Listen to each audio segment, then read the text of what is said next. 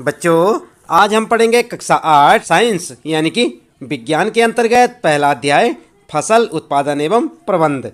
हम आपको बताएंगे बच्चों इस पाठ से संबंधित प्रश्नों के उत्तर। चलते हैं अभ्यास प्रश्न उत्तर पर। और सबसे पहले हम आपको बता रहे हैं कि इस पाठ के अंतर्गत आपने क्या कुछ सीखा। तो आप देख सकते हैं बच्चों, नंबर 1, अपनी बढ़ती हुई जनसंख्या को भोजन उपलब्ध कराने के लिए हम लोगों को वैज्ञानिक कृषि पद्धतियों को अपनाना होगा। ठीक है, क्या करना होगा? हमें वैज्ञानिक कृषि पद्धतियों को अपनाना होगा ताकि बढ़ती जनसंख्या को भोजन उपलब्ध हो सके। दूसरी बात आपने इस पाठ में जानी बच्चों कि किसी एक स्थान पर उगाए जाने वाले एक ही प्रकार के पौधों को फसल कहते हैं। आई बात समझ में? फसल किसे कहते हैं? किसी एक स्थान पर उगाए जाने वाले एक ही प्रकार के पौधों को फसल कहते हैं। याद रखेंगे बच्चों, ये आपके लिए काफ़ी महत्वपूर्ण बिंदु हैं, इन्हें आप याद रखेंगे। नंबर तीसरी बात आप याद रखेंगे, भारत में फसलों को ऋतु के अनुसार हम 2 वर्गों में बांट सकते हैं। कौन कौन से? रबी की फसल और खरीफ की फसल। कितने प्रकार के? 2 प्रकार की फसलें, रबी और खरीफ की फसल। आगे चौथा पॉइंट आपके लिए काफ़ी इंपॉर्टेंट है, जुताई करके मिट्टी तैयार करना, उसे समतल करना जरूरी होता है। इस कार्य के लिए हल तथा पाटल का उपयोग किया जाता है। याद रखेंगे ना? अगला है बच्चों 5वां पॉइंट आपको, बीजों को मिट्टी में उचित गहराई पर बोना तथा उनके बीच उचित दूरी रखना अच्छी उपज के लिए जरूरी है। बीजों की अच्छी किस्म का चयन करके स्वस्थ बीजों को बोया जाता है और सीड ड्रिल की मदद से बुआई की जाती है। याद रखेंगे। नंबर 6, मिट्टी में पोषक तत्वों की समृद्धि और पुनः पूर्ति की आवश्यकता होती है, जिसे कार्बनिक या रासायनिक खाद तथा उर्वरक के उपयोग से किया जाता है। फसलों की नई किस्मों के आने से रासायनिक उर्वरकों के प्रयोग या उपयोग में बहुत वृद्धि हुई है। 7वां पॉइंट आपके लिए, उचित समय एवं अंतराल पर फसल को पानी देना सिंचाई कहलाता है। सिंचाई किसे कहते हैं? आप समझे ना? उचित समय एवं अंतराल पर फसल को पानी देना ही सिंचाई कहलाता है। आगे निराई एवं अवांछित या बेकार एवं बिना उगाए पौधों को हटाया जाता है, जिन्हें क्या कहते हैं? खरपतवार। क्या कहते हैं? खरपतवार। अगला पॉइंट है, कटाई का अर्थ है पकी हुई फसल को अपने हाथों या मशीन से काटना। याद रखेंगे। 10वां है, अनाज के दानों को भूसे से अलग करना थ्रेसिंग कहलाता है। क्या कहलाता है? थ्रेसिंग। और इसके बाद 11वां पॉइंट है बच्चों, बीजों को पीड़कों एवं सूक्ष्म जीवों से सुरक्षित करने के लिए भंडारण जरूरी है। और 12वां पॉइंट याद रखेंगे, पशुओं को पालकर भी खाद्य पदार्थ प्राप्त किया जाता है, जिसे पशुपालन कहते हैं। क्या कहते हैं? पशुपालन। तो यहाँ पर ये थे आपके लिए काफ़ी इंपॉर्टेंट पॉइंट थे। यहाँ पर इन आप 10-12 जो भी पॉइंट हैं इनको आप याद रखेंगे कि आपने इस पाठ में क्या क्या सीखा। ठीक है, इसके बाद आइए बच्चों चलते हैं पाठ के प्रश्न उत्तरों पर। अभ्यास प्रश्न उत्तर में, और सबसे पहला प्रश्न आप देख सकते हैं, उचित शब्द छांटकर रिक्त स्थानों की पूर्ति कीजिए। यही है ना आपका पहला प्रश्न। और यहाँ पर कुछ शब्द दे रखे हैं आपके लिए, जैसे तैरने, जल, फसल, पोषक और तैयारी। ठीक है, और ये कै वाला प्रश्न है आपके लिए, एक स्थान पर एक ही प्रकार की बड़ी मात्रा में उगाए गए पौधों को कहते हैं। क्या कहते हैं? आपको यहाँ पर लिखना होगा, अभी हम बताएंगे आपको, आप देखते रहें। और ख वाला है बच्चों, फसल उगाने से पहले प्रथम चरण मिट्टी की, यहाँ पर आपको लिखना है। क्या लिखना है अभी हम बताएंगे आपको, आप जुड़े रहे हमारे साथ। और ग वाले में क्षतिग्रस्त बीज जल की सतह पर, और यहाँ पर फिर आपके लिए रिक्त स्थान छोड़ रखा है, यहाँ पर आपको लिखना है। क्या लिखना है अभी बताते हैं बच्चों। और घ वाला है, फसल उगाने के लिए पर्याप्त सूर्य का प्रकाश एवं मिट्टी से, और ये 2 जगह यहाँ पर खाली है, तथा आवश्यक है। तो क्या क्या आप यहाँ पर लिखेंगे, चलिए देख लेते हैं। सबसे पहले आपने देखा था कै वाले में यहाँ पर लिखेंगे आप फसल, और ख वाले में तैयारी, ग वाले में तैरने, और घ वाले में पोषक जल। 2 है ना वहाँ पर, तो एक में लिखेंगे पोषक, एक में लिखेंगे जल। तो फर्स्ट वाले में कै वाले में लिखेंगे, ये था आपका कै। यहाँ पर एक स्थान पर एक ही प्रकार की बड़ी मात्रा में उगाए गए पौधों को फसल, यहाँ पर क्या लिखेंगे आप? फसल कहते हैं। ठीक है, तो इस प्रकार से आप यहाँ पर फसल और यहाँ पर जो आप लिख देंगे तैयारी। ठीक है, दूसरे में तैयारी और तीसरे में लिखेंगे तैरने। आपको जैसे दिखाई दे रहा है यहाँ पर गै में तैरने और घै में पोषक तथा जल। यहाँ पर जो है पोषक लिखेंगे, यहाँ पर जल। तो इस प्रकार से आपका ये पहला प्रश्न हो जाएगा बच्चों। दूसरा प्रश्न देख लेते हैं बच्चों। यहाँ पर कॉलम ए में दिए गए शब्दों का मिलान कॉलम बी से कीजिए। और आप देख रहे हैं ना, कॉलम ये है और कॉलम बी, और यहाँ पर आपने मिलान करना है। और यहाँ पर फर्स्ट में लिखा है खरीफ फसल, इधर लिखा है ए मवेशियों का चारा, और सेकेंड में लिखा है रबी फसल, साथ में फास्फेट, और यहाँ पर यूरिया एवं सुपर बी में। और इसी प्रकार से आप देख सकते हैं आपकी पुस्तक में रासायनिक उर्वर और सी वाले में पशु अपशिष्ट, गोबर, मूत्र एवं अवशेष, और उसके बाद जो है अगले में लिखा है यहाँ पर कार्बनिक खाद, गेहूं, चना, मटर, और ई में लिखा है यहाँ पर धान एवं मक्का। उत्तर क्या करेंगे आप, किस प्रकार से मिलाएंगे? तो आप फर्स्ट के साथ में ई मिलाएंगे, सेकेंड के साथ में डी, और थर्ड के साथ में बी, और फोर्थ के साथ में सी। क्या समझे आप? फर्स्ट के साथ में ई। तो यहाँ पर आप देख सकते हैं बच्चों, ये फर्स्ट है आपका, और इसके साथ आप क्या मिलाएंगे? ई वाला। ई वाला कौन सा है? ये है धान एवं मक्का। ठीक है, इसी प्रकार से आप इनका मिलान करें।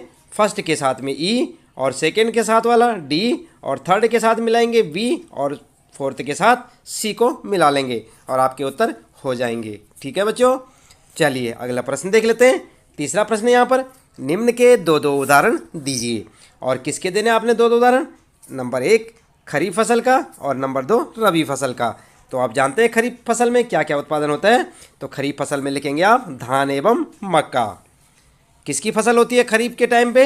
धान एवं मक्का। और रबी की फसल में क्या क्या आती है फसलें? गेहूं और चना। क्या लिखेंगे?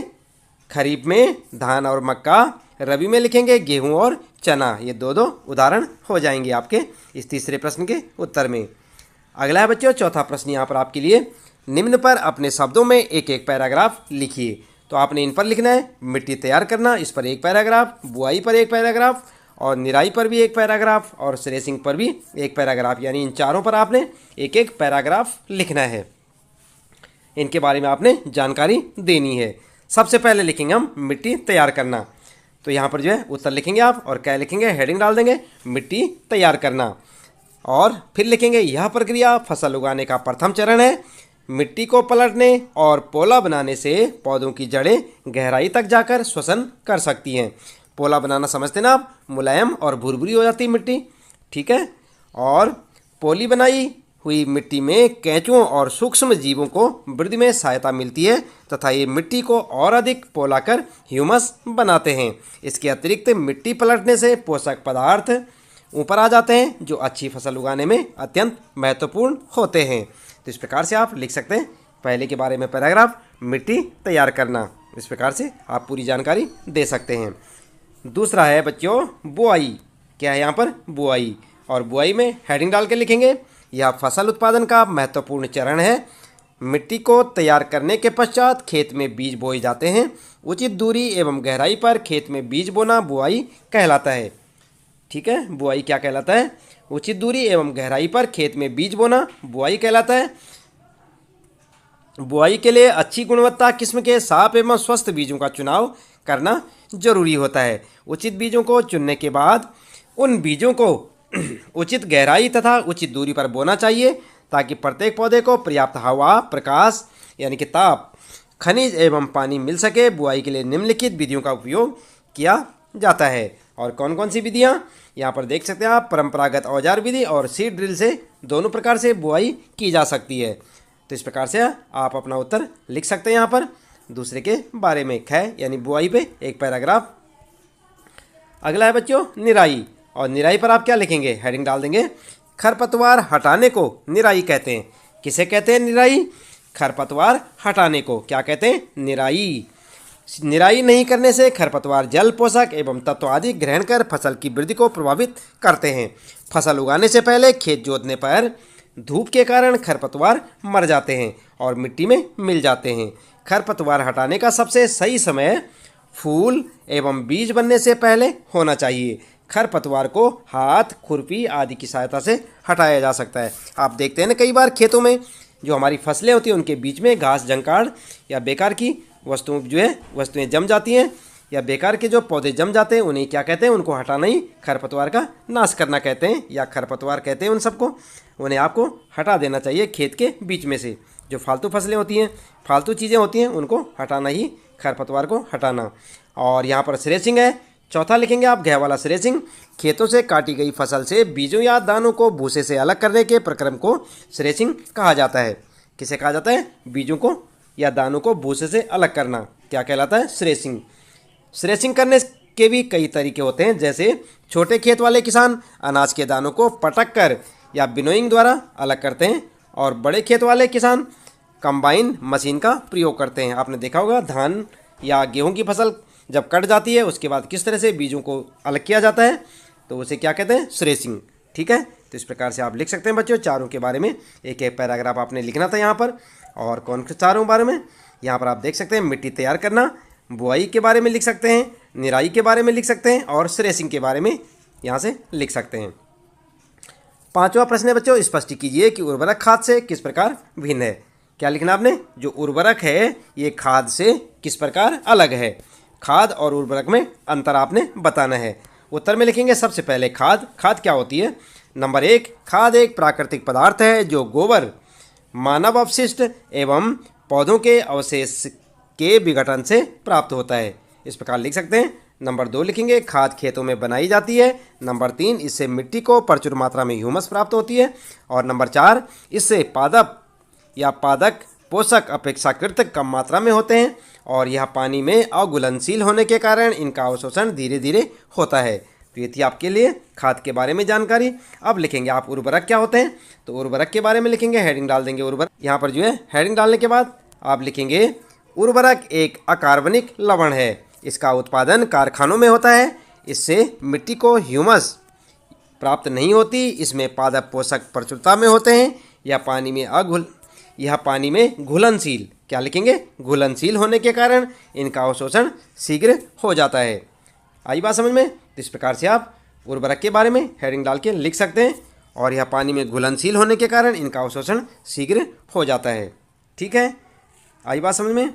इसके बाद लिखेंगे आप साथ ही साथ लिखेंगे उर्वरक की तुलना में खाद अच्छी मानी जाती है, क्योंकि इससे मिट्टी की जल धारण क्षमता में वृद्धि होती है। इससे मिट्टी भुरभुरी हो जाती है, जिससे गैस विनिमय सरलता से होता है। इससे जीवाणु की संख्या में वृद्धि होती है। इससे मिट्टी का गठन सुधारा जाता है। ठीक है, तो इस प्रकार आप लिख सकते हैं बच्चों। आप देख रहे हैं ना खाद और उर्वरक में क्या अंतर है। ये खाद के बारे में और फिर उर्वरक के बारे में। अच्छे से लिखें बच्चों, याद भी करें। अगला प्रश्न है सिंचाई किसे कहते हैं। जल संरक्षित करने वाली सिंचाई की 2 विधियों का वर्णन कीजिए। तो आपने यहाँ पर सिंचाई के बारे में लिखना है। फसलों को कृत्रिम रूप से आवश्यकता अनुसार पानी देना सिंचाई कहलाता है। क्या होता है सिंचाई? फसलों को कृत्रिम रूप से आवश्यकता अनुसार पानी देना सिंचाई कहलाता है। करते हैं ना आप भी अपने खेतों में सिंचाई करते हैं, तो क्या करते हैं सिंचाई में? पानी तो देते हैं। जीवित रहने के लिए पौधों को जल की आवश्यकता होती है। पौधों में लगभग 90% यानी कि 90% जल होता है। फसल की स्वस्थ वृद्धि के लिए मिट्टी की नमी को बनाए रखने की आवश्यकता होती है, जिसके लिए विभिन्न अंतराल पर खेत में जल देना सिंचाई कहलाता है। अब आगे लिखेंगे जल संरक्षित करने वाली सिंचाई की 2 विधियां निम्नलिखित हैं और किस किस तरह से सिंचाई की जा सकती है। नंबर 1, छिड़काव तंत्र द्वारा। इस विधि का इस्तेमाल असमतल भूमि यानी कि जो समतल नहीं होती है, जहां पर जल कम मात्रा में उपलब्ध हो के लिए किया जाता है। इसमें नलों के ऊपर घूमने वाले नोजल लगे होते हैं। जब पंप से जल मुख्य पाइप में भेजा जाता है तो वह घूमते हुए नोजल से बाहर निकलकर वर्षा की भांति छिड़काव करता है। यह विधि बलुई मिट्टी के लिए अत्यंत उपयुक्त है। आई बात समझ में? किस मिट्टी के लिए? बलुई मिट्टी के लिए, जिसमें बालू या रेत अधिक होती है। तो इसमें क्या होता है? छिड़काव तंत्र के लिए छिड़काव तंत्र विधि से सिंचाई की जाती है। अगला है बच्चों ड्रिप तंत्र, यानी कि ड्रिप जो विधि है उसे सिंचाई की जाती है। इसमें जल बूंद बूंद करके पौधे पर गिरता है या पौधों पर गिरता है और बेकार नहीं होता। यह कम पानी वाले क्षेत्रों के लिए एक वरदान है। यह विधि फलदार पौधों, बगीचों आदि को पानी देने का सर्वोत्तम तरीका है। कौन सा? ड्रिप तंत्र। याद रखेंगे ड्रिप तंत्र। अगला है प्रश्न बच्चों 7वां। यदि गेहूं को खरीफ ऋतु में उगाया जाए तो क्या होगा, चर्चा कीजिए। यानी कि बेमौसम, क्या समझे आप, गेहूं का मौसम नहीं होता ना उस टाइम, तो अगर इसे खरीफ ऋतु में उगाया जाए तो क्या होगा। तो आप लिखेंगे गेहूं एक रबी फसल है, इसे शीत ऋतु में उगाया जाता है। खरीफ ऋतु जून से सितंबर तक होती है। इस समय वर्षा काफ़ी अधिक मात्रा में होती है, इसलिए इसे वर्षा ऋतु भी कहते हैं। क्या समझे आप, एक बार फिर से पढ़ें। गेहूं एक रबी फसल है, इसे शीत ऋतु में उगाया जाता है। कौन सी ऋतु में, शीत ऋतु में। और खरीफ ऋतु कब होती है, जून से सितंबर तक। याद रखेंगे टाइम, खरीफ ऋतु का जो समय होता है कब तक होता है, जून से सितंबर तक। इस समय वर्षा काफ़ी मात्रा में होती है, इसलिए इसे वर्षा ऋतु भी कहते हैं। किसको, खरीफ ऋतु को वर्षा ऋतु भी कह सकते हैं। यदि गेहूं को इस समय उगाया जाए तो गेहूं के पौधे अधिक मात्रा में पानी मिलने की वजह से सड़कर खराब हो जाएंगे और फसल बर्बाद हो जाएगी। इसका मतलब क्या समझे बच्चों आप, गेहूं को इतना अधिक मात्रा में पानी नहीं चाहिए, इसलिए वे बरसात की ऋतु में नहीं हो पाएंगे और सड़कर खराब हो जाएगी गेहूं की फसल। 8वां प्रश्न है बच्चों, खेत में लगातार फसल उगाने से मिट्टी पर क्या प्रभाव पड़ता है, व्याख्या कीजिए। खेत में लगातार फसल उगाने से, एक बार फसल उगाई, दोबारा उगाई, तीसरी बार उगाई, बार बार अगर हम लगातार जो है फसल उगाएंगे खेत में तो मिट्टी पर क्या प्रभाव पड़ता है। तो काफ़ी इंपॉर्टेंट है, याद रखेंगे। खेत में लगातार फसल उगाने से मिट्टी में कुछ पोषक तत्वों की कमी हो जाती है, जिससे उसकी उर्वरता भी कम हो जाती है। यही कारण है कि खेत में लगातार फसल नहीं उगानी चाहिए और खेत को कुछ समय के लिए परती छोड़ देना चाहिए, यानी कि एकदम खाली छोड़ देना चाहिए। एक अन्य तरीका फसल चक्रण है, फसल चक्रण है। आप यहाँ पर चक्रण लिखें। इसमें किसान एक फसल के बाद दूसरी किस्म की फसल उगाते हैं, जिससे मिट्टी में नाइट्रोजन का पुनः पूरण होता रहता है। यानी कि लगातार एक ही किस्म की फसल ना उगाने के बजाय अलग अलग प्रकार की फसलें उगाते हैं, जिससे क्या होता है, मिट्टी में नाइट्रोजन का पुनः जो है पूरण होता रहता है। ठीक है, तो इस प्रकार से आप लिख सकते हैं यहाँ पर 8वां प्रश्न और उसका उत्तर। 9वां प्रश्न है बच्चों, खरपतवार क्या है, हम उनका नियंत्रण कैसे कर सकते हैं। उत्तर में आप लिख सकते हैं, खरपतवार के बारे में भी हमने आपको पहले भी बताया। खेत में फसल के साथ कई अवांछित यानी बेकार पौधे उग जाते हैं। आपने देखा होगा गेहूं या धान के बीच में कई जो है बेकार पौधे उगे होते हैं। इन पौधों को खरपतवार कहते हैं। इनको निराई के द्वारा हटाना बहुत ज़रूरी होता है, क्योंकि ये फसल की वृद्धि पर प्रभाव डालते हैं और पशुओं एवं मनुष्यों के लिए विषैले भी हो सकते हैं बच्चों। उनको नियंत्रण करने के कई तरीके हैं। क्या क्या तरीके हैं। नंबर 1, फसल उगाने से पहले खेत जोतकर इससे खरपतवार पौधे सूखे मर जाते हैं। क्या है, फसल उगाने से पहले खेत जोतकर। आई बात समझ में, इतना समझें आप किस तरह से हटा सकते हैं। फसल उगाने से पहले खेत जोतकर, इससे क्या होगा, इससे खरपतवार पौधे सूखकर मर जाते हैं। यानी खेत में जो जमे होंगे फालतू बेकार के पौधे वो क्या होंगे, सूखकर उखड़ जाएंगे, और जब उखड़ जाएंगे तो फिर सूखकर मर जाएंगे। नंबर 2, फूल एवं बीज बनने से पहले हाथ से खुरपी आदि की सहायता से पौधों को उखाड़ना। यानी कि आप देखते हैं कि खेत में कुछ बेकार पौधे जमे हुए हैं तो उनको आप जो है खुरपी हाथ से उखाड़कर फेंक सकते हैं। नंबर 3 तरीका है खरपतवार से बचने का, खरपतवार नाशी रसायनों का उपयोग करके, इससे खरपतवार पौधे मर जाते हैं। कई केमिकल या दवाइयाँ ऐसी होती हैं जिससे अवांछित पौधे या बेकार जो पौधे जमे होते हैं वो जो है सूख जाते हैं या सड़कर गल जाते हैं। तो इस प्रकार से आप इन विधियों को अपना सकते हैं यहाँ पर खरपतवार को नियंत्रण करने के लिए। अगला है बच्चों 10वां प्रश्न यहाँ पर, और इसमें पूछा है निम्न बॉक्स को सही क्रम में इस प्रकार लगाइए कि गन्ने की फसल उगाने का रेखाचित्र तैयार हो जाए। क्या उगाना आपने, गन्ने की फसल। तो यहाँ पर देखेंगे आप, प्रश्न आपके लिए ये है, फसल को चीनी मिल में भेजना। नंबर 1, नंबर 3, 5 में लिखा है यहाँ पर मिट्टी तैयार करना। नंबर 2 में सिंचाई, नंबर 3 कटाई, नंबर 4 बुआई, नंबर 5 मिट्टी तैयार करना, नंबर 6 खेत की जुताई करना और नंबर 7 खाद देना। अब इसको जो है आपने सही क्रम में लगाना है कि सबसे पहले क्या कार्य होगा और उसके बाद क्या होगा। तो उत्तर में आप क्या लगा सकते हैं, उत्तर आप इस प्रकार से लिख सकते हैं। सबसे पहले हमें क्या करना होगा, मिट्टी तैयार करनी होगी, फिर खेत की जुताई करना, फिर बुआई करना, खाद देना और सिंचाई, फिर कटाई और फसल को चीनी मिल में भेजना। तो इस प्रकार से आप अपना उत्तर लिख सकते हैं बच्चों। देख रहे हैं ना आप, ठीक इसी प्रकार से आप अपना उत्तर लिखें। इसके बाद 11वां प्रश्न है, नीचे दिए गए संकेतों की सहायता से पहेली को पूरा कीजिए। यहाँ पर आपके लिए एक पहेली है और पहेली में क्या है आप देख सकते हैं, इस प्रकार से ये बना हुआ है। यहाँ पर एक टेबल सी बनी हुई है, ये देख सकते हैं आप, पहेली अंतराल बना हुआ है। और यहाँ पर क्या करेंगे आपने देखना है कि ऊपर से नीचे की ओर नंबर 1 सिंचाई का एक पारंपरिक तरीका, और बड़े पैमाने पर पालतू पशुओं की उचित देखभाल करना। नंबर 3 फसल जिन्हें वर्षा ऋतु में बोया जाता है, और नंबर 6 फसल पक जाने के बाद काटना। इसी प्रकार से बच्चों बाईं से दाईं ओर आपको क्या लिखना है, शीत ऋतु में उगाई जाने वाली फसलें। नंबर 4 पर लिखना है एक ही किस्म के पौधे जो बड़े पैमाने पर उगाए जाते हैं। और नंबर 5 पर लिखना आपने रासायनिक पदार्थ जो पौधों को पोषक प्रदान करते हैं। नंबर 7 खरपतवार हटाने की प्रक्रिया को क्या कहते हैं, ये आपको लिखना है। किस प्रकार से करना है, सबसे पहले आइए देख लेते हैं उत्तर में।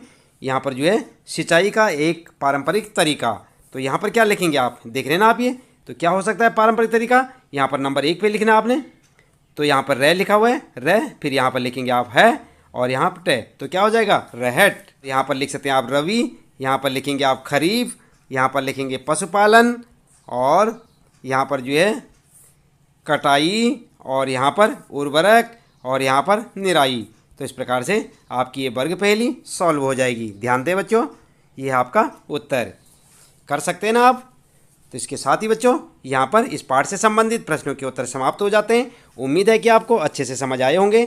आप लगातार इसी प्रकार जुड़े रहें हमारे साथ। यदि आपने चैनल को अभी तक सब्सक्राइब नहीं किया तो सब्सक्राइब अवश्य कर दें, बेल आइकन भी दबा दें, और जानते रहें अपने कक्षा 8 विज्ञान यानी कि साइंस के सभी चैप्टरों के प्रश्न उत्तर हमारे साथ।